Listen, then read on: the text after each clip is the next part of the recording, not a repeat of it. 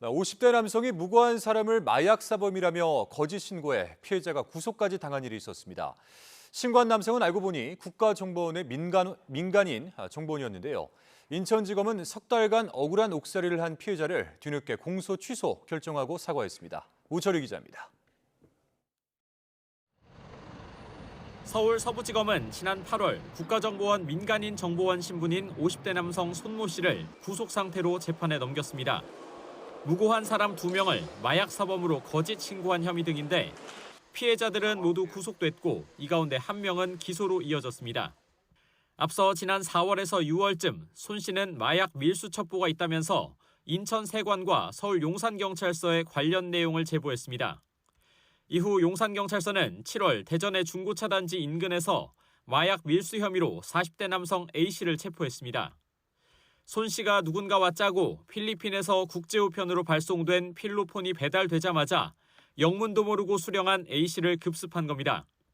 하지만 용산서에서 사건을 넘겨받은 서부지검은 보안 수사 과정에서 미심쩍은 부분을 포착했습니다. 피의자로 붙잡힌 A씨의 진술이나 행적이 객관적인 사실관계와 부합하지 않았던 겁니다. 서부지검은 제보자 손 씨의 휴대전화를 제출받아 포렌식을 한 결과 배달 전 피해자 주소를 주고받은 거짓 제보 증거를 찾아냈습니다. 또 손 씨가 제3자로부터 다른 마약 사건 수사를 무마해달라는 청탁과 함께 수천만 원을 수수한 대가로 경찰에 허위 제보한 사실도 밝혀냈습니다. 이에 서부지검은 억울하게 마약범으로 몰린 A씨를 구속 취소와 함께 혐의 없음 처분하고 손 씨를 무고 등의 혐의로 재판에 넘겼습니다. 아무 죄 없는 피해자 2명을 마약 사범으로 구속한 용산서와 인천세관, 재판까지 넘긴 인천지검과 대조되는 부분입니다. 마약 사범 검거 실적에 매달리다 철저한 사실관계 확인과 인권 보호를 등한시했다는 지적이 나옵니다. 100명의 범죄자를 놓치더라도 단 1명의 억울한 사람을 만들어서는 안 된다는 형사법의 기본 원칙이 있는데요. 이러한 원칙을 소홀히 한 것이 아닌가 하는 아쉬움이 남습니다. 앞서 경찰청은 마약과의 전쟁을 선언하면서 올해 특진 인원을 지난해보다 6배 이상인 50명으로 배정하기도 했습니다.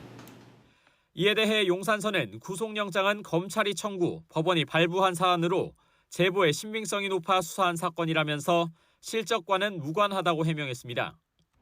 인천지검도 언론 보도 이후 뒤늦게 공소심의위원회를 열고 인천세관에서 구속 송치받아 기소한 다른 거짓 제보 피해자에 대한 공소 취소를 결정했습니다. 또 기본권 보장 책무를 다하지 못했다면서 거짓 제보 피해자에 대한 형사 보상 절차를 적극 지원하겠다고 공식 사과했습니다. YTN 우철입니다.